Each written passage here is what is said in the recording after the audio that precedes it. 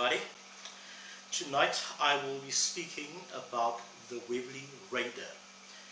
What I have here in front of me is the Webley Raider Single Shot. I had a Venom silencer fitted, which I had fitted onto my snipe, but the one which it actually carries at the moment is a wire off silencer, which is the one which was designed for the HW100. The particular scope on this rifle comes from the zero option line of scopes, which was actually the scope which was meant or actually sold with this rifle from the Webley factory in Birmingham. The production of the Raider ran from 1999 to 2005. Production ceased at the end of 2005 with the closure of the factory due to economic constraints. As you may have seen, the designer of this rifle was a gentleman with the name of Steve Pope. I've showed a picture of him earlier on, and the pellets which this rifle actually was designed to use was the Venom Lazapell, the Webley Mosquito, and the Webley Lazadome. The Lazapell pellet was 8.7 grains. This particular rifle is FAC spec. It fires them at 1040 feet per second. I have not tested the Lazadomes as yet, but that was actually used for night shooting. When you had your light on it, which would fit on here, it would actually give a tracer effect, and you could actually see where it would actually go. The Mosquito was more designed for the Webley Venom Viper. It's a very light pellet, similar in weight to the Crossman Acupel, and deadly accurate. This particular rifle is not as accurate as the Venom Viper, which was actually a spin-off from the Raider. They made it lighter, and I think they might have added a regulator to it, but that was done by the Venom Custom Arms Design team. That rifle's production ran from, I think it was 2000 till 2005.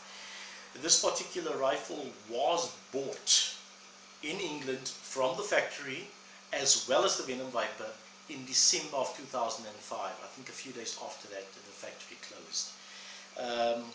So yeah, I'm one of the lucky ones actually to be fortunate to have a bit of history from the original factory.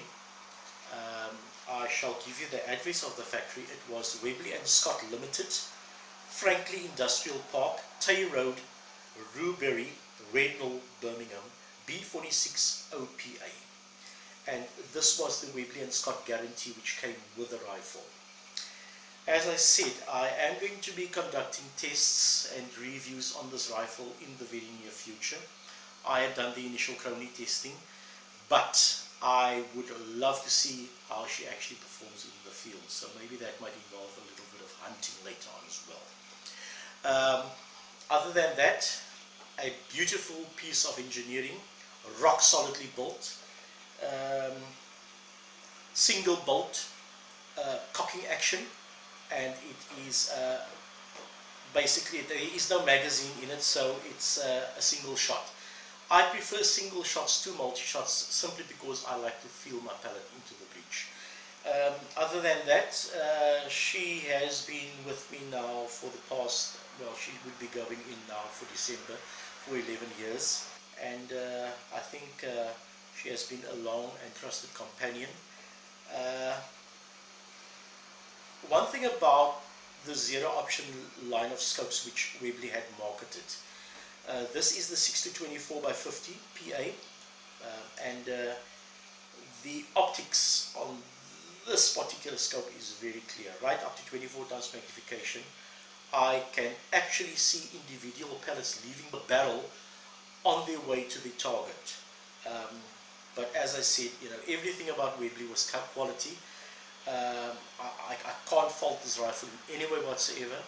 It's just a marvelous piece of engineering, British engineering, may I add, and a tribute to the custom shop team, namely Steve Pope, Ivan Hancock, and all the employees associated with the design, build, and execution of this rifle. I think it's going to be with me for a very long time, something I really will not sell ever in the future, and deadly accurate. So that concludes the introduction of the Webley Raider, and I would be doing some tests in the very near future. Anyway, so that's the conclusion. Thank you very much.